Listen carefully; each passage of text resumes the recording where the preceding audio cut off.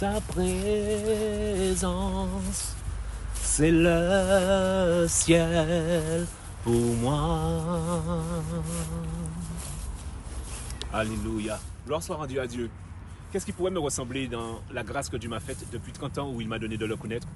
Je me reconnais comme ayant un cœur fragile, sensible, je dirais, pour les cœurs qui meurent sans connaître Christ.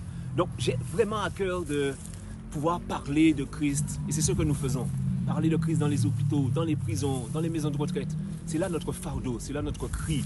Et je n'ai de cesse aujourd'hui que de travailler pour ça, travailler pour l'évangélisation. Je dis aussi que, outre travailler dans les prisons, dans les maisons de retraite, sur les places publiques, dans les hôpitaux, il y a du travail. Il a dit, allez, nous sommes trop sédentaires. Alors, aujourd'hui, ma prière et mon cri, mes larmes sont, Seigneur, réveille l'Église, réveille le corps de Christ. Encore autre chose, j'aimerais dire qu'il y a une dimension, il y a un don qui pourrait et qui aide beaucoup le corps de Christ, le don prophétique, la parole de connaissance, la parole de sagesse. Le don prophétique, c'est une parole que Dieu révèle à son serviteur pour une tierce personne. Et cette personne, en reconnaissant que c'est Dieu qui parle, reconnaissant que c'est un secret, elle tombe sur sa face selon qu'il est écrit dans la première épître de Paul aux Corinthiens, elle tombe sur sa face et elle adore Dieu.